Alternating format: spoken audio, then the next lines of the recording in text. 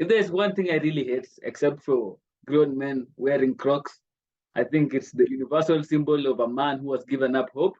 But what I hate more than that is some errors that were caused by the language I'm using. So errors that I did not cause myself, nothing can ruin my day more than that. So I really thought that this is a really annoying issue, and I think that you guys can relate. So I'm here to show you a way that you can easily use to temporarily, that's the point, temporarily change your PHP version, and it's actually super, super simple.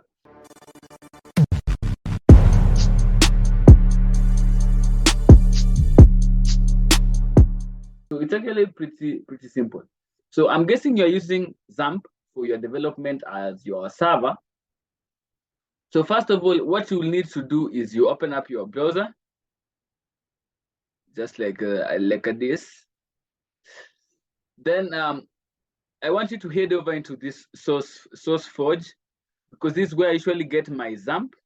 This is the trusted source to get your cross-platform Apache, MariaDB, Perl, and PHP distribution. So I'm on a Windows, but it depends on your operating system. Just pick it from here. So I'm on a Windows machine, and I'm using a 64-bit. So I'm going to click on this zip file. So all you have to do is to download that particular zip file, and then I'll show you why exactly you need this. Then meanwhile, as that opens up, let's just go ahead into our file explorer. And then I'm going to go into this PC, then just find your Xampp or Xampp. Okay, so what you're going to need here is this Apache and this PHP. So I'm going to show you that in a moment. So let's just wait for this to download. So my download should start shortly. And right here, it's already started downloading. It's about 193 MB. So I guess you'll see a cut in the edit. So I'll just check back with you guys once that's done. So I have this file. So what you want to do is you simply want to extract this file. So this is the version 7.4. So probably if you want to maybe get a specific version of this, just come to your search engine and maybe do a search for, just search Xampp, maybe something like that. So just type in Xampp PHP, that version, and whichever 64-bit or 32-bit, but that all depends on the OS. It could be different for different guys. So extract and replace files, okay. Then just head back into your file explorer, go into Xampp, then on Apache and PHP, just click on Apache, then you want to rename this. So I'm going to rename this Apache _8, see? Just like that.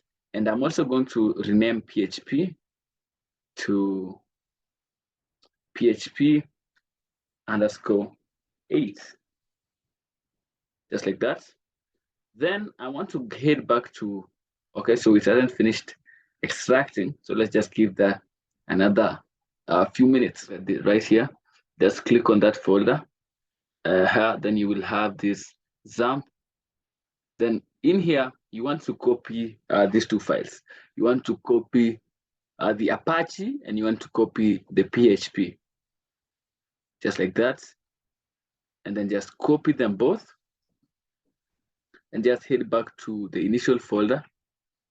So right here, and then just paste that in.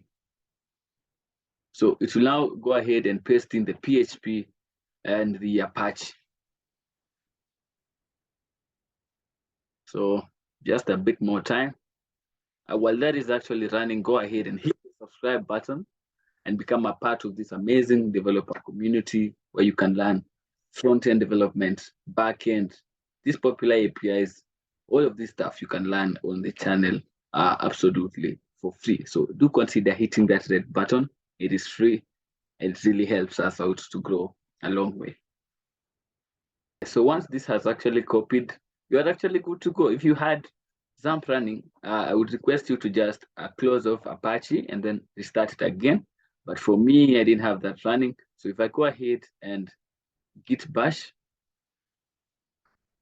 as you can see, if I write PHP -- version, As you can see, I'm now on version 7.4. And like I think I still have that terminal. I ran this command before. Let me just get it. As you can see, I'd ran this before and I was actually on version 8.0. So it's actually that simple. And if you ever need to maybe roll back your changes, so all you'd have to do is actually come back to this PHP underscore 8, then just rename it back to PHP. Then the new version you downloaded, rename it to maybe PHP underscore 7. And it is that simple. You have actually now figured out how to change your version of PHP so that you stop getting such errors. Anyway, that was it for this video. It was a quick one, I know, but hopefully you found value from it. Sub, and I'll see you guys in the next one. Peace out.